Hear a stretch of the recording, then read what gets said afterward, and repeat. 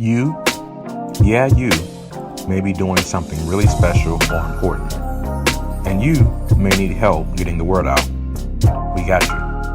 Email us at guestwhopod@ppoisecm.com about advertising to our listeners.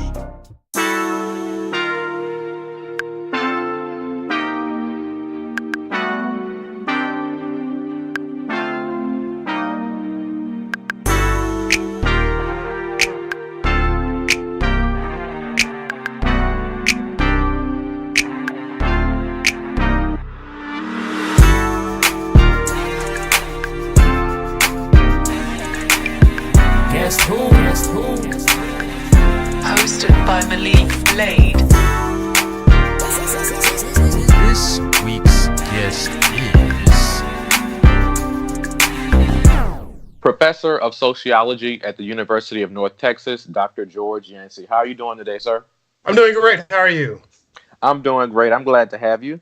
So as I mentioned, Dr. George Yancey is a professor of sociology with a specialization in the area of race. And that is something that I'm having him on to talk about today. I've heard him speak before about this in a variety of contexts, and I think his thoughts and what he brings to the table is super helpful, especially when we consider in this day and age that I would just bluntly say we're not in a post-racial society. Clearly, there are a lot of racial issues that can be tied to a lot of different things. I wouldn't say that they're new, but they're definitely there. We're definitely divided as a country in a variety of ways. And I hope that through this conversation, he can shed some light from his expertise to help us think through these things in a godly way. I'll start with this.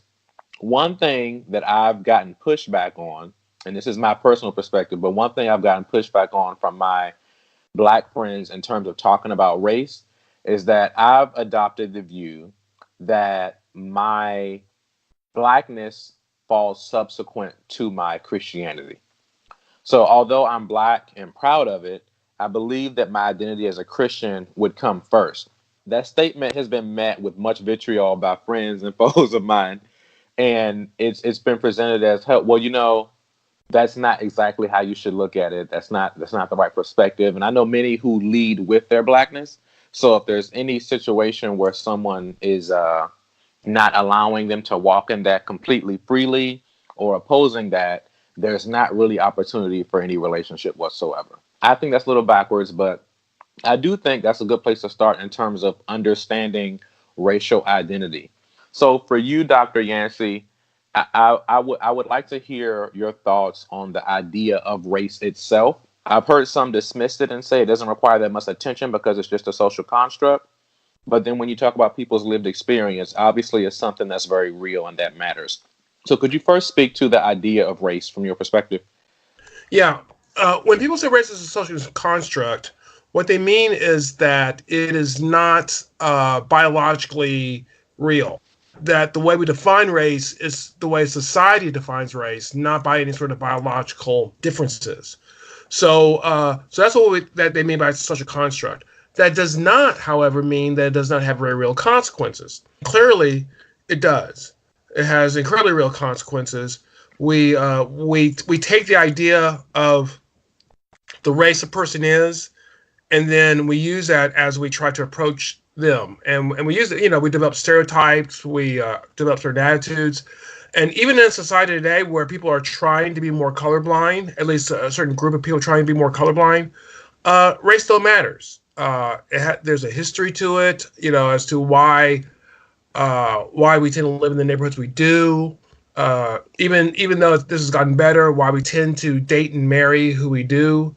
There's a reality to it, and so we should not let the reality that it is a social construct, that's a very real thing. We should not let that then determine that that race is false and that there isn't, that racism is a myth. If we go to that point, then we're making a big mistake. Understood. So in terms of race, we've covered that. So now we look at the current state of our culture.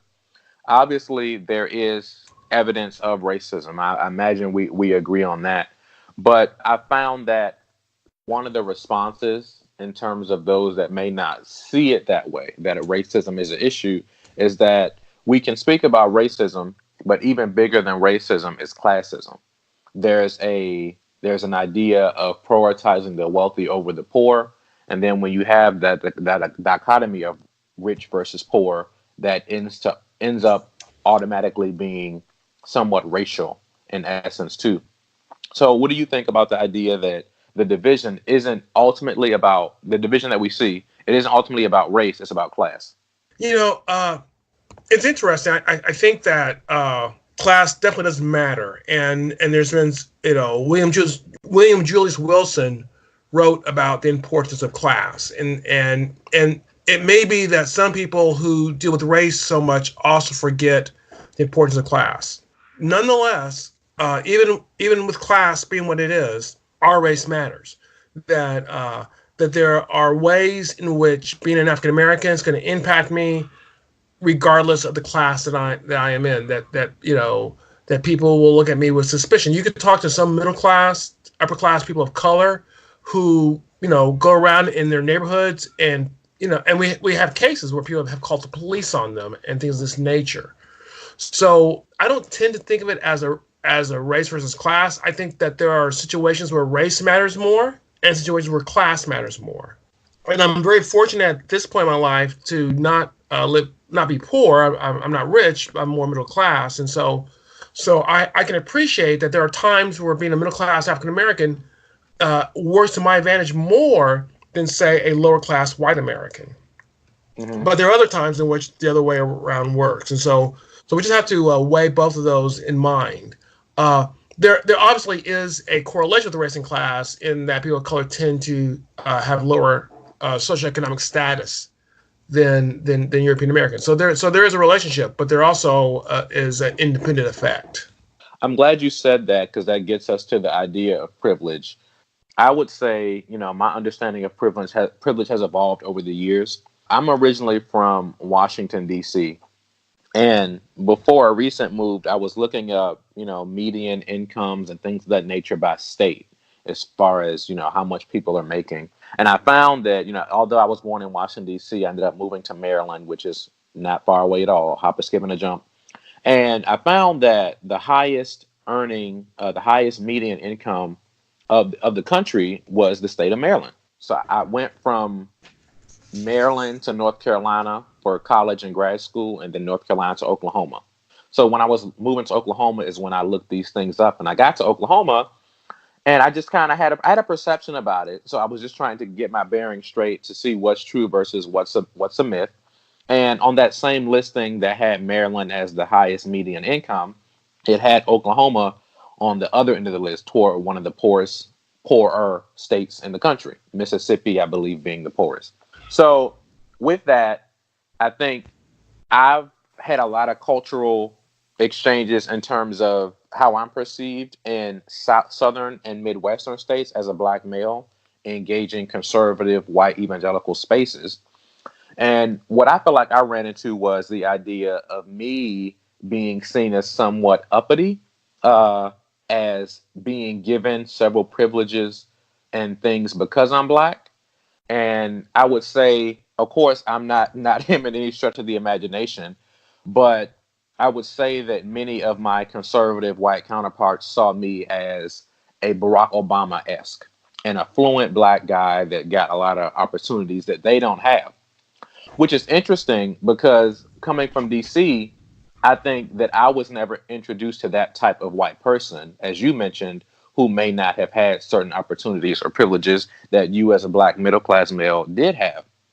So I think the idea of privilege can be understood and received more in a safe way if we look at it from that perspective, because I know that the term white privilege offends some, and they think, well, my life, specifically, like I mentioned, the people in Oklahoma, many of them would argue that they don't have privilege. But I think when you approach it from the idea of us having different levels, it might be more palatable. So could you speak to the idea of privilege and how it breaks down differently across racial lines? Yeah. Privilege is one of those ideas that people like to talk about, but not really fully think through. The tendency is to say, all right, this person has white privilege, and it's applicable in all ways at all times. Now, white privilege is a reality. It's a reality. But that way of thinking about white privilege is that's not a reality. There are times where other privileges overweigh it. I remember one time I was going to a church, and I felt fairly comfortable. As a mostly white church, I felt fairly comfortable. But I talked to a poor white guy who didn't feel very comfortable because he felt people were looking down on him because he was poor. And when he described what he saw, I said, "Yeah, I don't experience that." And so there, at that point, my class privilege overweighed my racial privilege. There are even situations where whiteness can work against you.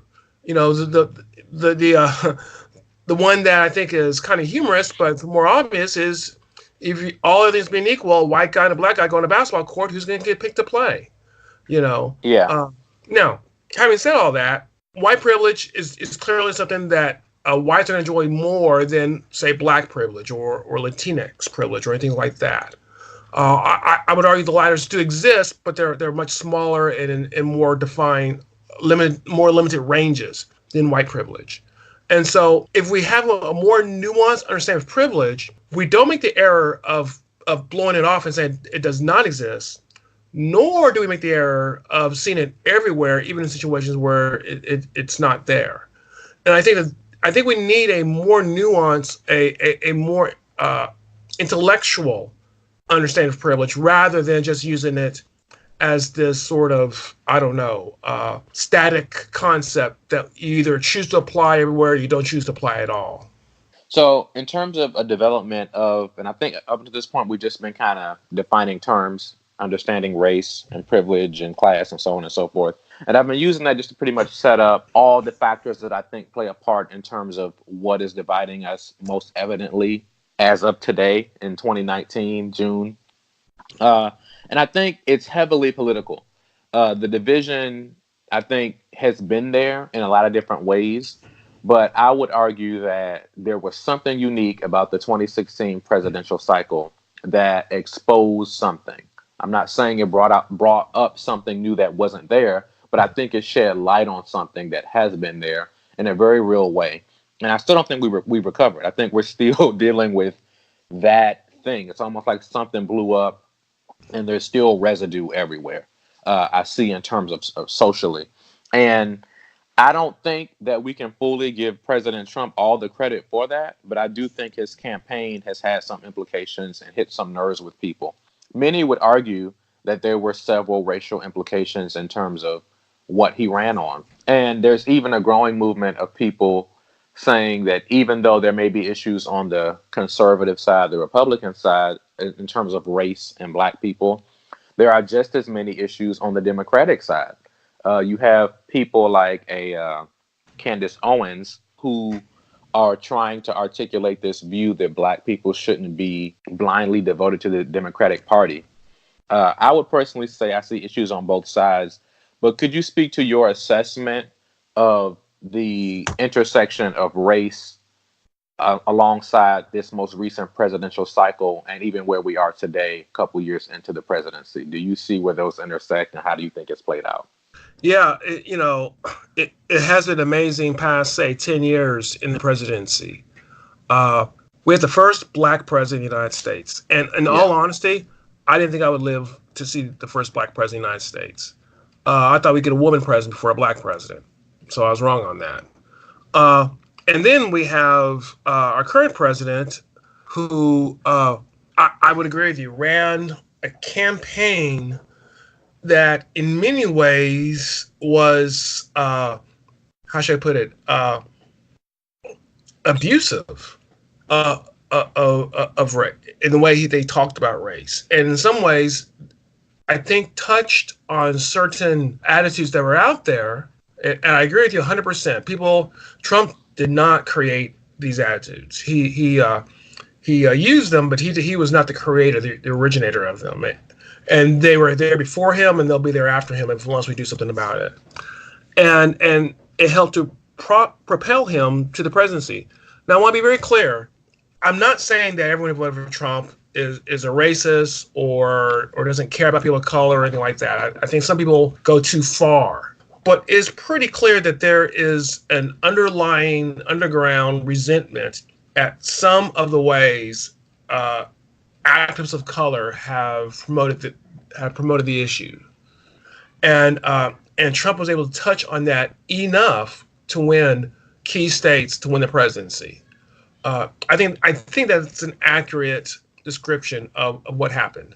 Political scientists may disagree with me, but I think that's an accurate description of what occurred. Now, what does that say as far as how we deal with racial issues today? I think that as Christians, as a Christian body, I think a couple of things. I am in agreement with a lot of my colleagues who point out that white evangelicals supported Trump more than they supported Romney or McCain, and that says something about their willingness to support someone who talks about people of color in such a I'll just throw in women in such a derogatory manner, and I think that is very problematic. And I think that, we have to address that, and we have to encounter that. And I try to blog about that, and I try to figure out what's happening and try to reach them. But I also think it has to be said, and and this is not easy for me to say, but I have to admit this, that as I've talked to some of these whites, the reason why they overlooked some of the stuff of Trump was because they had a fear, and I have to say, to some degree, it's a legitimate fear, that if the Democrats got power, that they would go after them. I heard, more than once I heard my white Christian friends say, you know what? I knew Clinton wanted to attack me. I wasn't sure about Trump, so I went with the one I wasn't sure about. I think that we have to also not just criticize the white evangelicals, but to listen to them. Trump is a fraud, but the problems he tapped on are not frauds. They're very real problems. And so I think it's very important to try to address some of the concerns that are out there in ways that are not paternalistic, in ways that are very real. And hopefully in doing that would take some of the support away from him. Not have people think that they have to support someone who has a sort of lifestyle, who talks the way he does, Twitters the way he does, that they feel like they have to support. I say that not taking away the responsibility of that support. I'm still very disappointed in that support. But I've tried to understand where it comes from so that we can hopefully try to address it. And I'll just close with this. I've been a little long on this. My fear is that, we're, 2.5 years into his presidency, something like that. And the sort of conversations we have have not really changed. That we still are having these sort of conversations. We're talking past each other, where we're demonizing each other, where we show very little desire to understand one another. And so no matter who wins in 2020, and right now I give it a 50-50 chance that we'll reelect the president. No matter who wins, the same sort of tensions and controversies within the body of Christ that we see today will not go away. Because whatever side loses is going to do whatever it can to sabotage the then president, and we'll just keep fighting with one another. So ideally, I want for us to find a way in which we can talk to one another so that no matter who wins 2020, as the body of Christ, we can begin to speak more and more with one voice. Not that we have to agree on everything, but we can agree to respect one another and listen to each other's concerns and try to address each other's concerns, which I don't see happening right now. Sure. If you could, just going back, you mentioned some of your white evangelical friends being concerned that Senator Clinton would attack them. Could you unpack a little more? What attack are they concerned about? Well, I'll give you a really good example, and I study anti-Christian bias, and so there are sentiments among people who are white, rich, well-educated, progressive, to basically kick Christians out of the public square, and of that I have no doubt. I mean, I have the quotes from some of my respondents. That's clearly what they want. But I'll tell you, just one basic mistake that Clinton made that Obama did not make. Christianity Today, which, is basically pretty middle of the road when it comes politically. They're definitely not a right-wing organization. Christianity Today approached President Obama, or at that point Senator Obama, about an interview, and he gave one. And and they agreed with some of it, disagreed with some of it, but he made himself accessible. They approached Secretary Clinton. She never returned their call. If your presidential candidate is not even going to talk to a moderate periodical representing 1/4 of the voting population, that 1/4 of the voting population have every right to believe that that presidential candidate does not care about them, and when becoming president, will rule in a way that discounts them completely. So that's just one example. I mean, there's other mistakes that they made where they failed to signal, yes, we can disagree with you, but I will be your president too. I don't think the Clinton campaign ever did that. And if they did, I don't know of an example where they sent any type of olive branch to say, look, can we work together? That's the sort of stuff that I think really solidified the fact that evangelical Christians were not going to support her. On August 1st through 2nd, the Jude 3 Project will be hosting its second annual Courageous Conversations Conference. Courageous Conversations is Jude 3 Project's annual gathering that pairs Black voices trained in conservative and progressive spaces to discuss topics that are relevant for the church and culture. Panelists include Dr. E. Dewey Smith, Jackie Hill Perry, and Pastor Brian Loritz. Topics include rethinking hell, the nature of sin, and Paul's sexual ethics. You can register at courageouscombos.org. Yeah, I think that's a helpful thing to add to the conversation, because oftentimes I'm not on the bandwagon of Blexit, which is articulating a Black exit from the Democratic Party. I'm not on that page.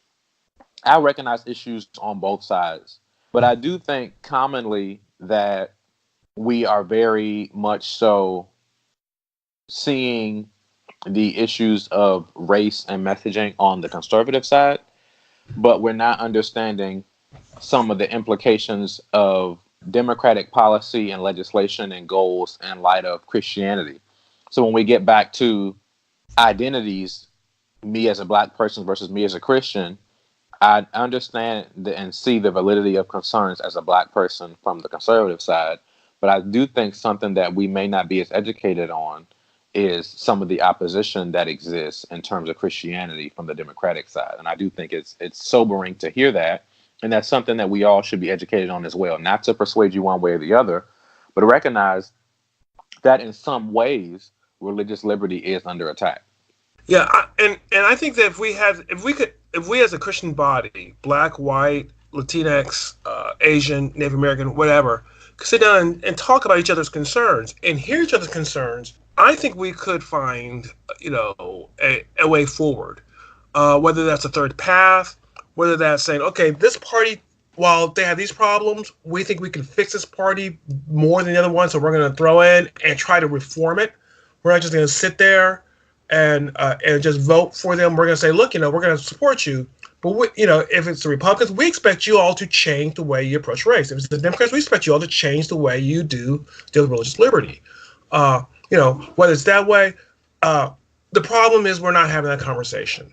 And so, what you said earlier about as far as getting our little silos and listening to the people that we already agree with, and hardening our hearts against those we don't agree with, I see that all the time.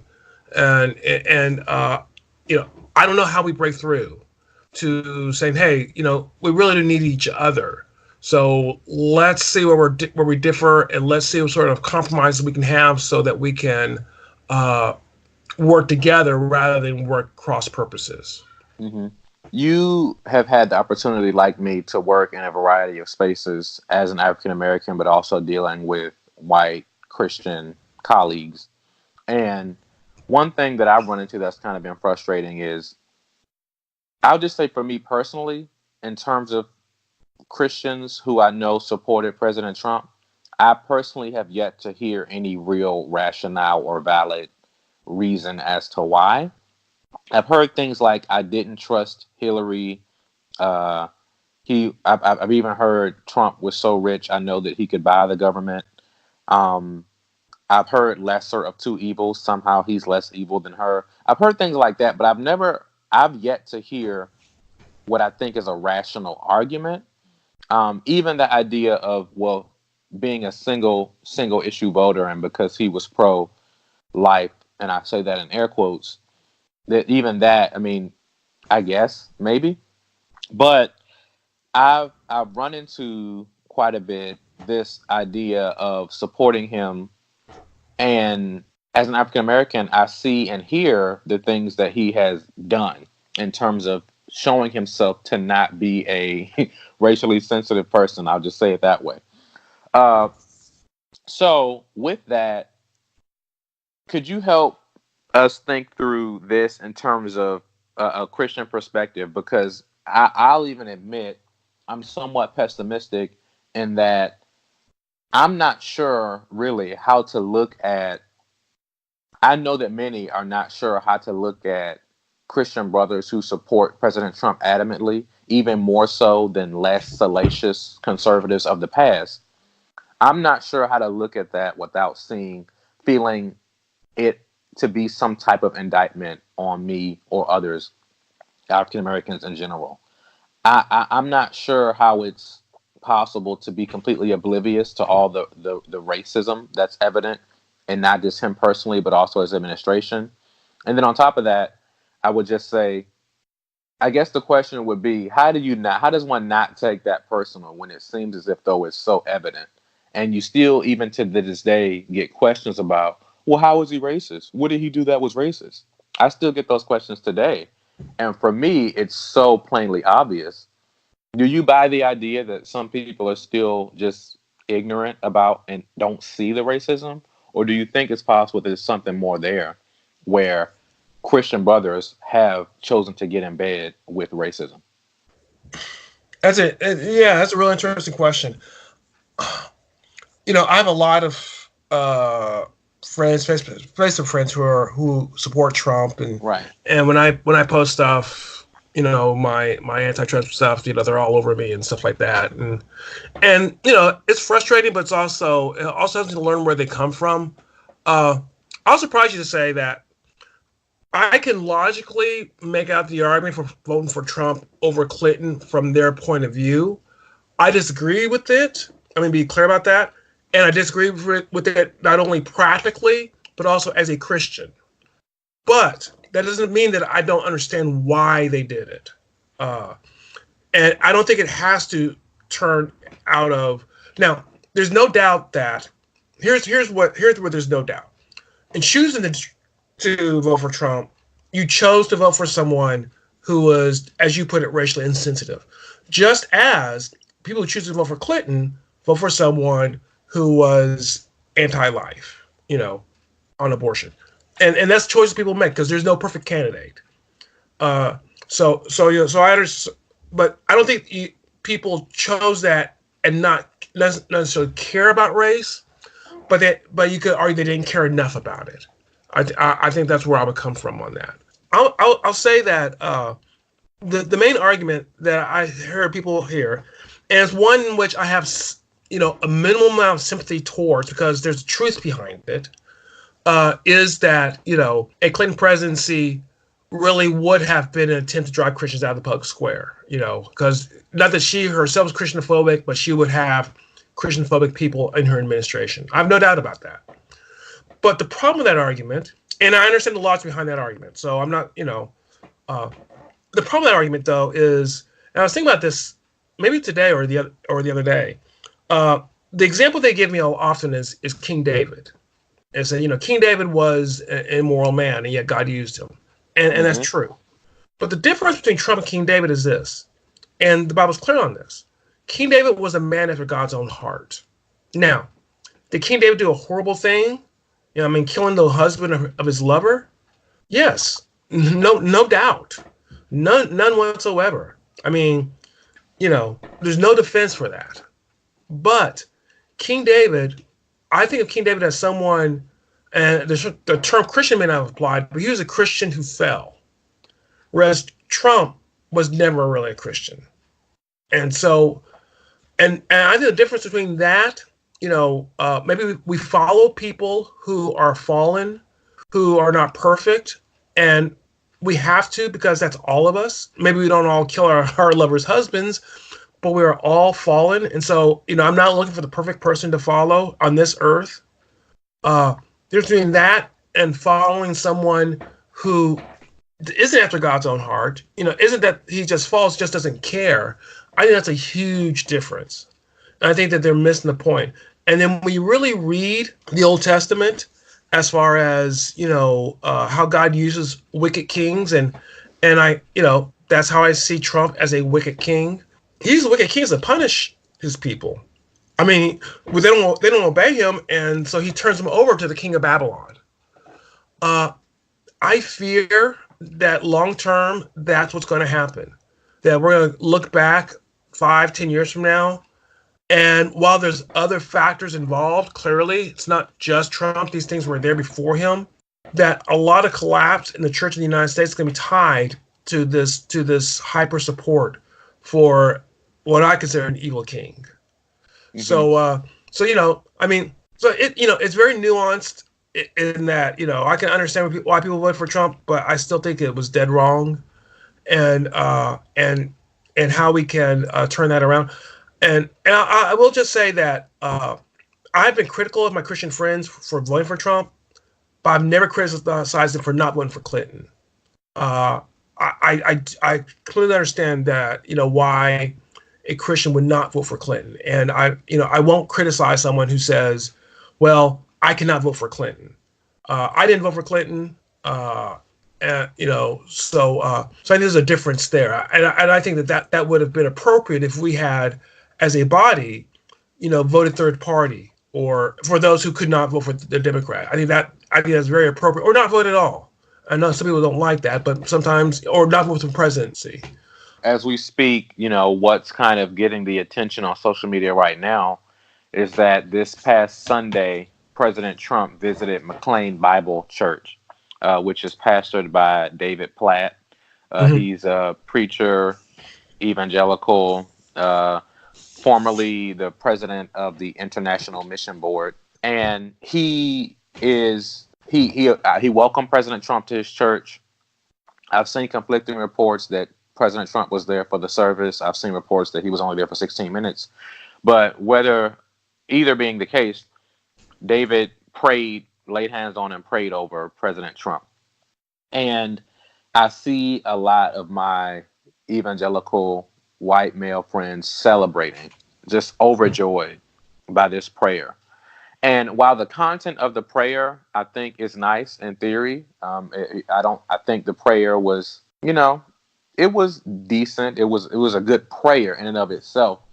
But I admit that I feel a bit conflicted and a bit frustrated, because I see a level of extreme grace and mercy and humanizing of President Trump that I don't think is completely invalid, but I feel strongly that same level of grace and mercy and welcoming and second, third, fourth, fifth, sixth, seventh, eighth, and ninth chances that's been given to President Trump would not have been extended to President Obama. And it's just concerning that, yes, in one sense, prayer is great. I'm a Christian. I think prayer is great. Pray for people who need it. Pray for people who think they don't need it. But it feels a bit disingenuous when you see the vitriol that they express to President Obama. And it makes one wonder, is it really about honoring the position of the president? Or once again, is race playing out? Yeah, I've read the story. I've seen them on my Facebook feed, and I guess I didn't pay that much attention because I pray for Trump. I pray for Obama. I pray for, the Bible tells us to pray for our leaders, and I do that. But I hear you on the second part, as far as and part of my frustration with some of my Christian friends is I know some of them were the exact same ones who condemned Clinton for his indiscretions, and now go all out defending Trump. And I see the hypocrisy of that. And I actually, do believe that a president who acts in a sexually immoral way, that denigrates the office, and maybe we should reconsider whether that person should be our president. So I had no problems criticizing Clinton and have no problems criticizing Trump. But some of my friends, they criticize one and not the other. I don't think you can do that with any sort of integrity. If you're to say that what a person does in their free time doesn't matter, then it has to apply both ways. And some of my friends don't do that. And I agree with you that Obama would not have gotten the grace, and that's what bothers me. It's not that as Christians we're called to give everyone grace who asks for it. And so I would have to say that if President Trump asked for grace, I know God would give it, and so I should not withhold it. But I would want to do that with any president: Obama, Clinton, one of the Bushes, Reagan. I think all individuals who ask for grace is going to be given to by God, and we should, to the best of our abilities, extend it to others. And the selectiveness of the extension of grace is as you have articulated, problematic.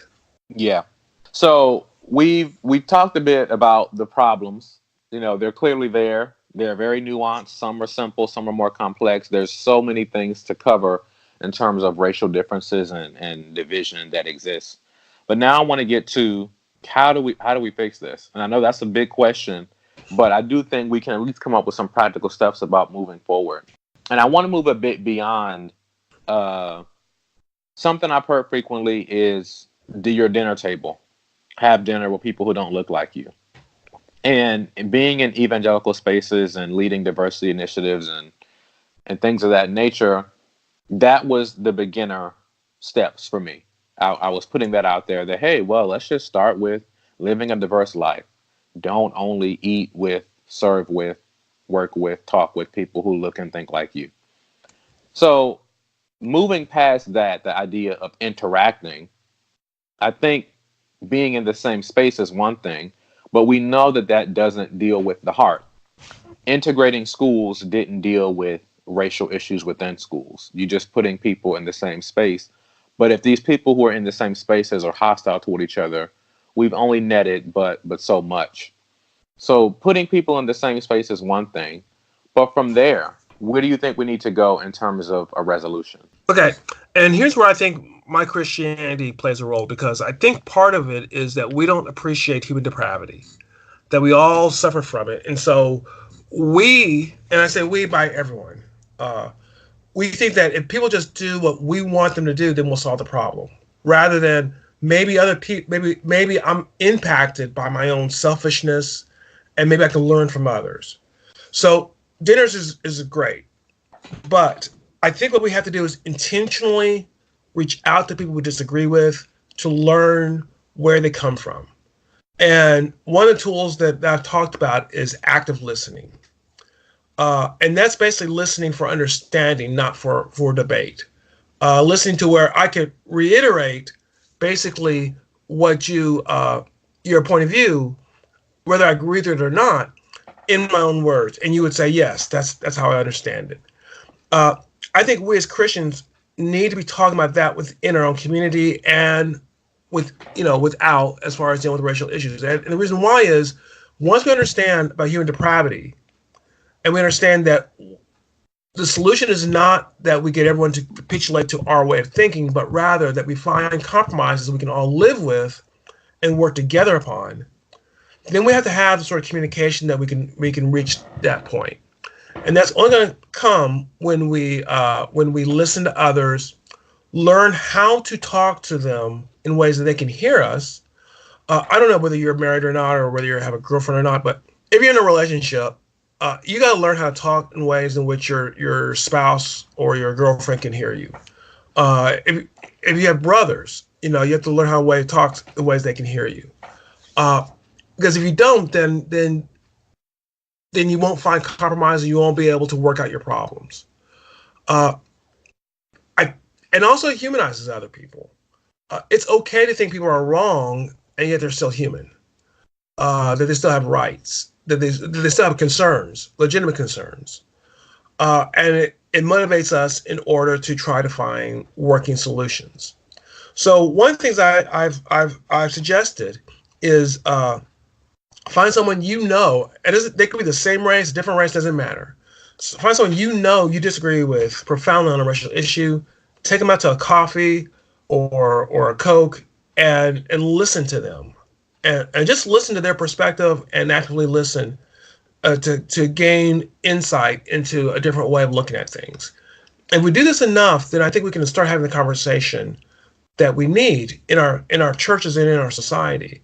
But if we do what we've done in the past, which is basically talk past each other, call each other names, create resentment, then we'll just get what we've gotten. And it's the definition of insanity, doing the same thing over and over again, expecting a different result. We got to change what we're doing because it's not working. And we had a black president, and guess what? We're not post-racial. Now we've gotten, I guess, a president who's on the other side in many ways of Obama, and we're clearly not post-racial. It's not going to be the president going to solve this. It's not going to be our politics going to solve this. It's going to be us listening and talking to one another that we can eventually get to a point to where we can start solving these things.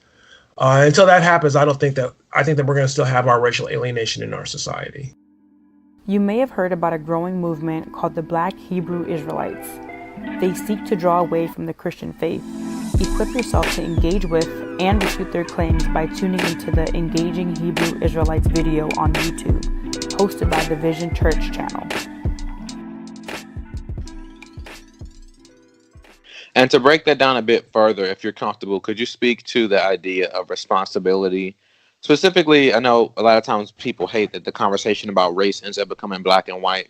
But I do think just because of history, if we start there and we're able to overcome that, it makes some of the other battles somewhat more doable. I constantly speak about terms of issues of race, and I cut against both sides. I recognize there was injustice done toward black people, but I do think as black Christians, we do have some responsibility, even in moving forward, although we were the offended party based on American history. But I do think there's responsibility on both sides. So as an African-American male, but who also deals in white spaces with white Christians, could you kind of give maybe some responsibility or action steps that are unique to both sides? What is a way that maybe blacks may be looking at this wrong and a helpful perspective to adopt, but in the same way, some responsibility for our white brothers and sisters as well? Sure. The actual listening part is everyone responsible for that. It doesn't matter what race you are. You're responsible to actually listen to other people. I think if we do that, we're going to realize over time that while we all have the responsibility to actively listen, we don't share the exact same responsibility for dealing with the racial tensions today. That there's going to, eventually, my belief is, and of course this has to work itself out, this is just my belief, that whites are more and more likely to realize about things such as institutional racism and things such as how our racial history has impacted people today. And they'll gain more of an awareness of that and repent of that and move forward on that. I think that's what will happen. But for people of color, I think that they'll develop a unique responsibility. And I think part of that is, for some people of color, I hate to say this, but they live in anger. And anger is not healthy. And living in anger, I can understand where the anger comes from. But if you live in that anger, psychologists, what they tell us, that depression is anger turned inward. Christ gave us a way out of that, through forgiveness. And at some point, we're going to have to, while recognizing some of the complexities of some of these issues and recognizing, what has happened to us, and that not letting go of the need for justice, but also recognize that that we can sin against others in our anger. That we're definitely not sinless in our interactions with European Americans. And I hope that this process of listening as well as talking will help us to process this more, so we can go, I'm seeing where, while yes, we have this history which has created these racialized structures, I'm perpetuating some of this tension by my approach that's been more grounded in anger rather than in trying to understand and trying to love. So I think we'll find that that if we do this, that there's going to be different obligations, whether it plays itself out exactly the way I've described it or not. We would come to that realization if we actually started listening and talking to one another. But we're not going to have the exact same responsibility because we can't, because of our history. There's going to be some differences once we begin this approach. Understood. Well, thank you for your input in terms of this conversation. I pray it's helpful and enlightening. For those that are interested in your work or want to connect with you, how can they do that?